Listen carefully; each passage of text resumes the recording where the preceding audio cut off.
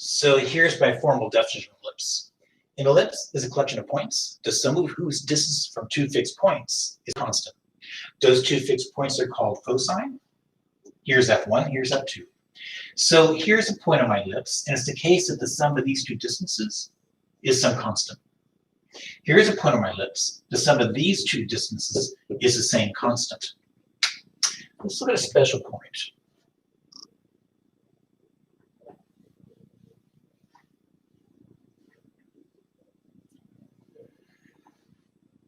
Now, I'm elongated more in the horizontal direction than in the vertical direction. So these two are vertices, these two are co-vertices. So I'm assuming A is bigger than B. Now, here's a point on ellipse. So the sum of these two distances, here and here, is a constant. But pick that distance up off the inkboard, put it over here. The sum of this distance with this one is now the same as this distance, but that distance right there is just 2a. So the constant that I'm talking about is nothing more than 2 times a.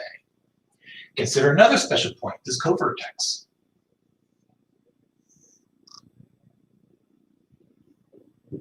Sum of these two distances is a constant, 2a, but because of symmetry, each one's a. But this is b, this is c, so certainly by the Pythagorean theorem, b squared plus c squared is equal to a squared. Or shall I say, c squared is equal to a squared minus b squared. There is an important relationship among a, b, and c for an ellipse. Now keep in mind that fixed distance is just 2a. So by definition, ellipse is sum of the distances for an arbitrary point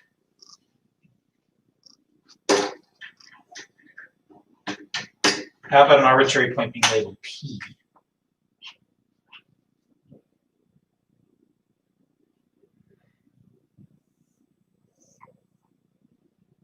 Whose coordinates are x and y? So the distance between P and F1 plus the distance between P and F2 is a constant which we refer to as 2a. Using my 9th grade high school algebra distance formulas, there is that distance, there is that distance. Cleaning up.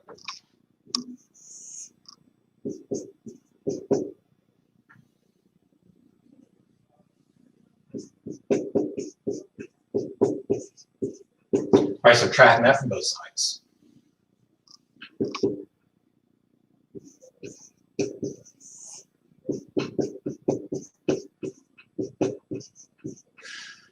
Squaring both sides and expanding these binomial squares.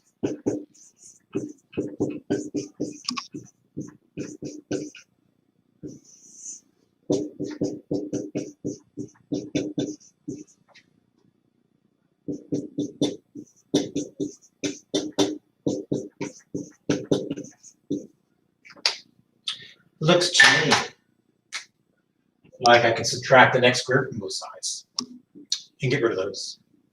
I can subtract both a c squared and a y squared from both sides and get rid of those. And if I subtract 2cx from both sides, as well as subtract a 4a squared from both sides, here's what I'm left with.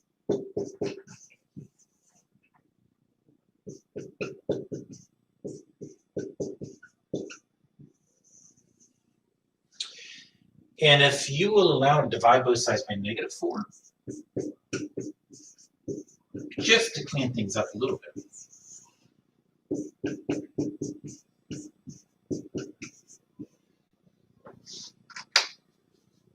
And now maybe dive in and, I don't know, square both sides again.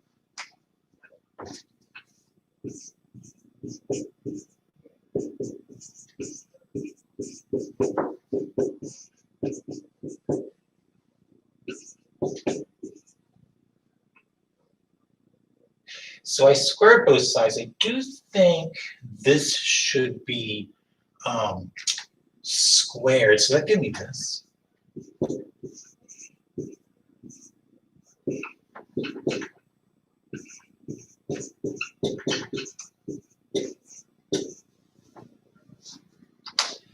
Now I suppose I could quickly subtract that piece from both sides, and those two terms are gone.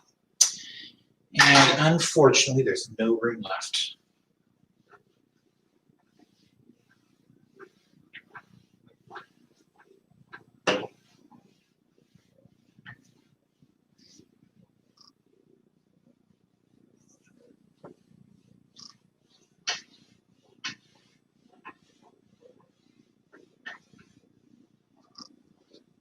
Now I subtract those two underlined red terms from both sides. Now let me bring all the terms involving the variables to one side, all the constants to the other side. So subtracting that from both sides.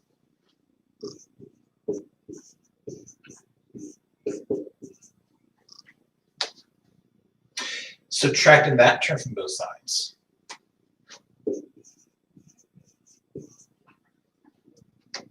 Subtracting that from both sides, combining it with that constant term.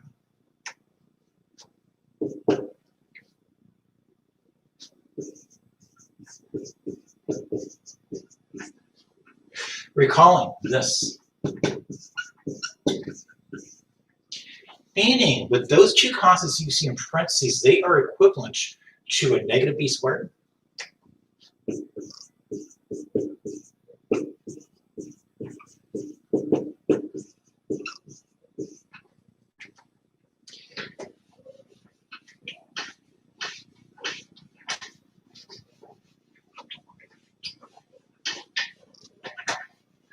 Now, if I divide both sides by that constant there,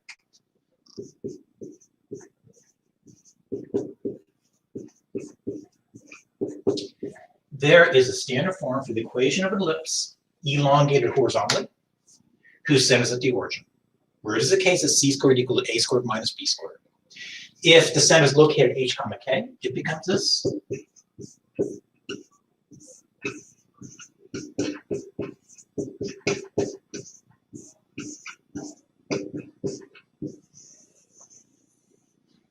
However, if my ellipse was initially with the center at the origin but elongated more vertically instead of horizontally, meaning co-vertices are on the y-axis, not the x-axis. I think I misspoke.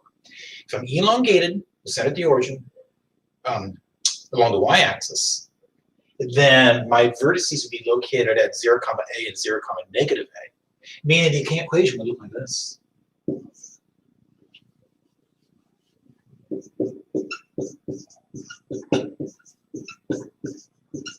But here too, if my center is not at the origin but at h comma k again, I think it becomes this.